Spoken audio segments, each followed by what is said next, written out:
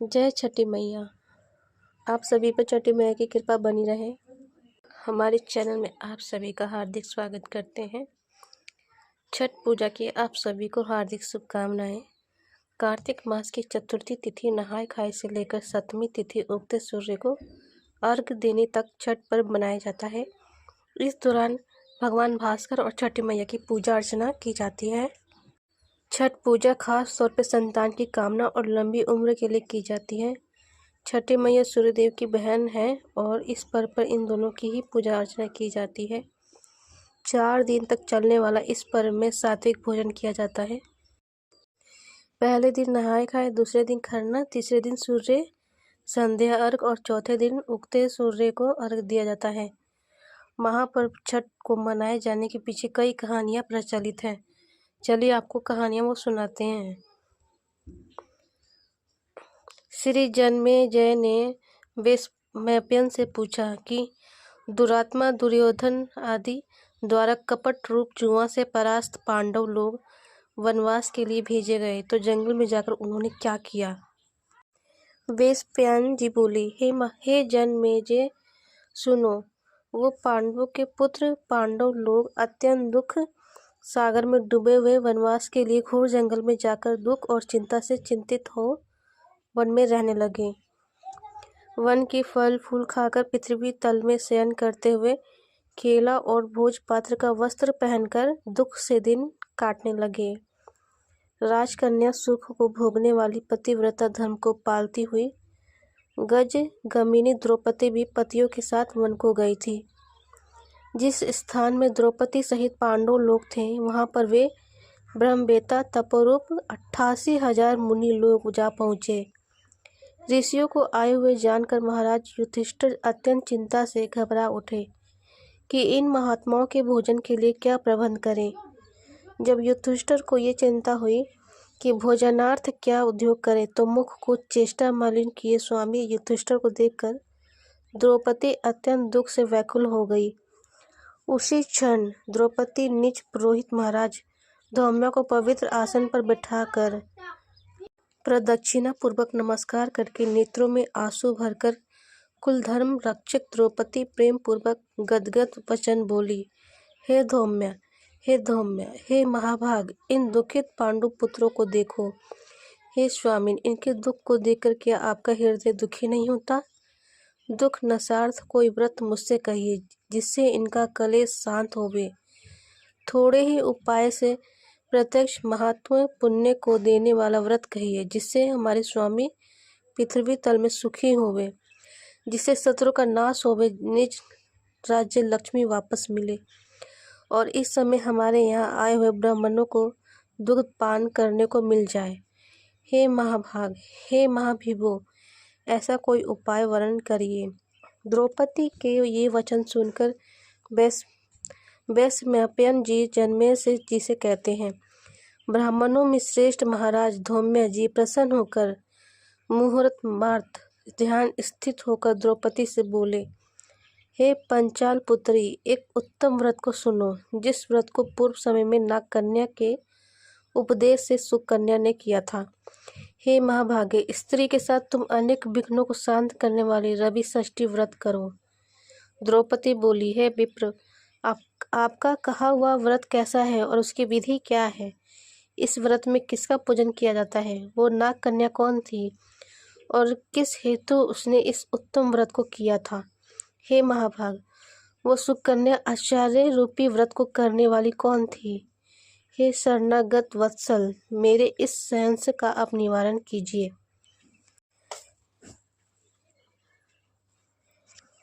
इस भांति द्रौपदी के प्रश्न को सुनकर धौम्य जी बोले, हे देवी, सतयुग में सत्यवती नामक राजा थे।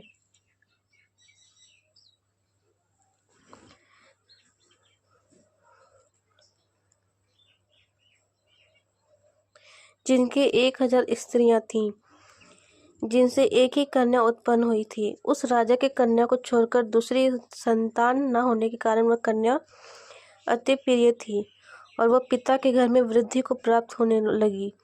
कुछ समय बाद वह कन्या चंद्र व्रत मुख, कमल वक्त नेत्र और कुंभ स्तनी होती हुई युवावस्था को प्राप्त हुई। बाल्यावस्था से ही वह कन्या पिता को प्राण के समान प्रिय थी। इस पृथ्वी लोक में उसके सदृश दूसरी कोई ऐसी कन्या न थी जिसको हमने देखा हो। इससे उसका सुकन्या नाम पड़ा। एक समय राजा सत्यवती मृग शिकार के लिए मंत्री, सेना, बड़े बड़े योद्धा और पुरोहित संग में लेकर घोर जंगल को गए। शिकार खेलने के निमित्त राजा को जंगल में वास करते हुए 10 दिन व्यतीत हो गए। राजा सत्यवती दिन में शिकार खेलकर रात्रि में स्त्रियों के साथ क्रीड़ा करते हुए जंगल में रहने लगे। एक समय सखियों के साथ सुकन्या फूल लेने के लिए जंगल में गई। वहां पर चैवन मुनि का स्थान था। सुकन्या मुनि की देह में दीमक लगी देखकर क्या कहते हैं कि मिट्टी के मध्य में मुनि के दोनों नेत्र जुगनू की भांति चमक रहे हैं। उसने विस्मित होकर उनकी दोनों आंखों को फोड़ दिया। तब तो मुनि के नेत्रों से रुधिर की धारा बहने लगी और वह चक्रोसी का सुकन्या फूलों को लेकर सखियों के साथ गृह को चली आई।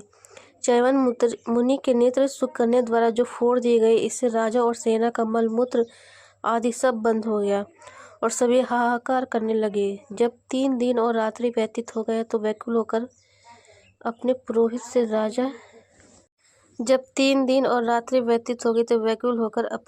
से राजा ने पूछा, हे मुनि सत्तम, किस हेतु हमारा मल मूत्र बंद हो गया, सो आप दिव्य दृष्टि से देखकर कहिए।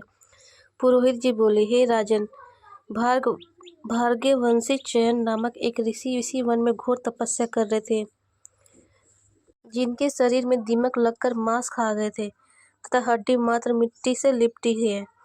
हे राजन, आपकी कन्या ने अज्ञात वश उन महाराज के दोनों नेत्र कांटों से फोड़ दिए, जिससे रुधिर बह रहा है। उन्हीं के क्रोध से ये कष्ट उपस्थित हुआ है। सो हे राजन, आप उनको प्रसन्न करिए और अपनी कन्या उन्हें दे दीजिए। कन्यादान से ये मुनि चयन जी प्रसन्न हो जाएंगे। ये पुरोहित के वचन सुनकर राजा सत्यवती सुकन्या को साथ लेकर ऋषि के पास गए और जल छोड़ने पर हड्डी मात्र के दर्शन हुए। नेत्रहीन ऋषि को देखकर राजा बोले, हे प्रभु, मेरी कन्या से अनजान में यह अपराध हुआ है, जिससे आपके ये नेत्र फूट गए हैं। हे मुनिवर, आपकी सेवा के हेतु हम अपनी कन्या को आपको देते हैं, जिसमें आपको कष्ट न होवे। राजा के वचन सुनकर ऋषि जी बड़े प्रसन्न हुए। उसी समय राजा सत्यवती ने सुकन्या को ऋषि के लिए दान कर दिया।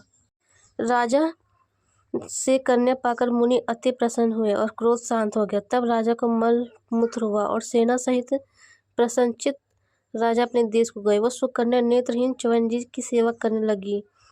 वह सुकन्या कार्तिक मास में एक दिन जल के हेतु कर दिया पुष्करिणी छोटे तालाब में गई। वहां पर उसने अनेक आभूषणों से युक्त नाग कन्या को देखा। श्री कश्यप जी के यज्ञ मंडल में सूर्य भगवान का पूजन करते हुए नाग कन्या को देखकर सुकन्या धीरे से पास जाकर पूछती है, हे महाभागे, आप क्या करती हैं, किस कारण यहाँ आई हैं? सुकन्या के इस वचन को सुनकर नाग कन्या बोली कि हे साध्वी, मैं नाग कन्या हूँ, व्रत धारण कर कश्यप जी के पूजनार्थ यहाँ आई हूँ। सुकन्या बोली, इस व्रत का और पूजा का क्या प्रभाव है, क्या फल है? इस पूजा की विधि क्या है? किस महीने और किस तिथि को ये उत्तम व्रत किया जाता है?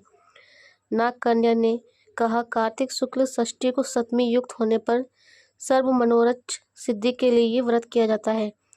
व्रती को चाहिए कि पंचमी के दिन नियत से व्रत को धारण करें, सायंकाल में खीर का भोजन करके पृथ्वी पर सोवे, छठ के दिन व्रत रहे, दिन में 4 रंगों से सुशोभित मंडप में सूर्य नारायण का पूजन करें और रात्रि में जागरण करें। अनेक प्रकार के फल और पकवान आदि का निवेद और सूर्य नारायण के प्रति गीत वग आदि से गा बजाकर उत्सव मनावे। जब तक सूर्य नारायण का दर्शन न हो तब तक व्रत धारण किए रहें। प्रातःकाल सप्तमी को सूर्य नारायण के दर्शन करके अर्घ देवें। दूध, नारियल, कदली फल, पुष्प, चंदन से 12 नाम के सूर्य के हैं, उन्हीं के नाम का उच्चारण करते हुए और प्रत्येक नाम से दंडवत प्रणाम करते हुए अर्घ देवे। जगत के सविता, जगत के नेत्र, जगत के उत्पत्ति पालन नाश के हेतु त्रिगुण रूप त्रिगुणात्मक ब्रह्मा विष्णु शिव रूप सूर्य नारायण को नमस्कार है। इस प्रकार से व्रत के करने से सूर्य नारायण महाघोर कष्ट को दूर करके मनोवांछित फल को देते हैं। हे सुव्रते, हमने ये रवि षष्ठी व्रत तुमसे कहा। श्री धौम्य जी ने कहा, तो हे द्रौपदी, नागकन्या के इस वचन को सुनकर सुकन्या ने इस उत्तम व्रत को किया।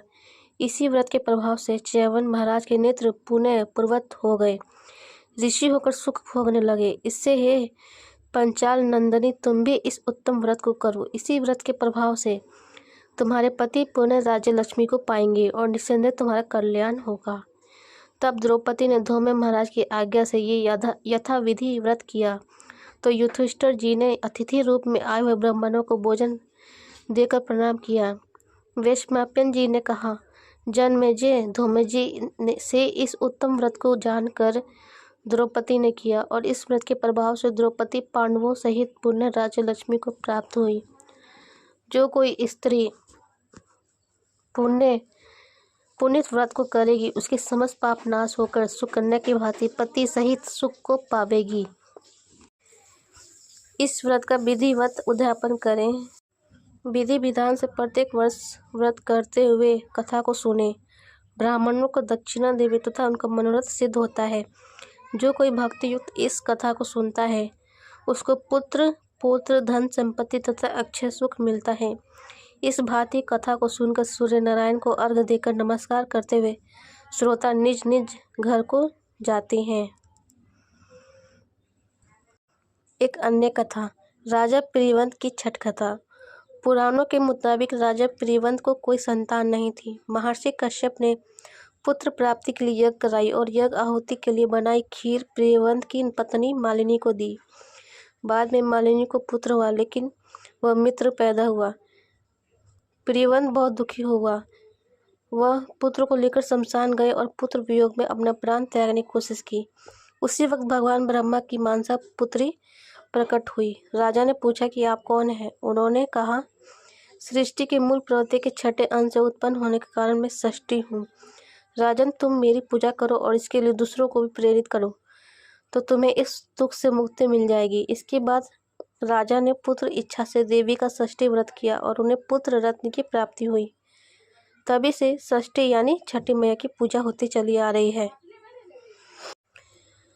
सूर्यपुत्र कर्ण की छठ कथा। एक अन्य मान्यता के अनुसार छठ पर्व की शुरुआत महाभारत काल में हुई थी। सबसे पहले महादानी सूर्यपुत्र कर्ण ने सूर्यदेव की पूजा शुरू की थी। कर्ण बिहार के अंग प्रदेश वर्तमान भागलपुर के राजा थे और सूर्य और कुंती के पुत्र थे। सूर्यदेव से ही कर्ण को दिव्य कवच और कुंडल प्राप्त हुए थे, जो हर समय कर्ण की रक्षा करते थे। कर्ण भगवान सूर्य के परम भक्त थे और वो प्रतिदिन घंटों कमर तक पानी में खड़े होकर सूर्य को अर्घ्य देते थे। सूर्य की कृपा से वो महान योद्धा बने। आज भी छठ में अर्घ्य दान की यही परंपरा प्रचलित है। माता सीता की छठ कथा। पुरानी कथा के अनुसार ऋषि मृदगल ने माता सीता को छठ व्रत करने को कहा था। आनंद रामायण के अनुसार जब भगवान राम ने रावण का वध किया था, तब राम जी पर ब्रह्म हत्या का पाप लगा था। इस हत्या से मुक्ति पाने के लिए कुल गुरु मुनि वशिष्ठ ने ऋषि मृदगल के साथ राम और सीता को भेजा था। भगवान राम ने कष्टहरणी घाट पर यज्ञ करवा कर ब्रह्म हत्या के पाप से मुक्ति दिलाई थी। वही माता सीता को आश्रम में ही रहकर कार्तिक मास की षष्ठी तिथि को व्रत करने का आदेश दिया था। मान्यता है कि आज भी मुंगेर मंदिर में माता सीता के पैर के निशान मौजूद हैं। आज की कथा यहीं समाप्त हुई। अगर आपको कथा पसंद आई तो प्लीज़ मेरे वीडियो को लाइक करें, चैनल को सब्सक्राइब करें। धन्यवाद। जय छठी मैया।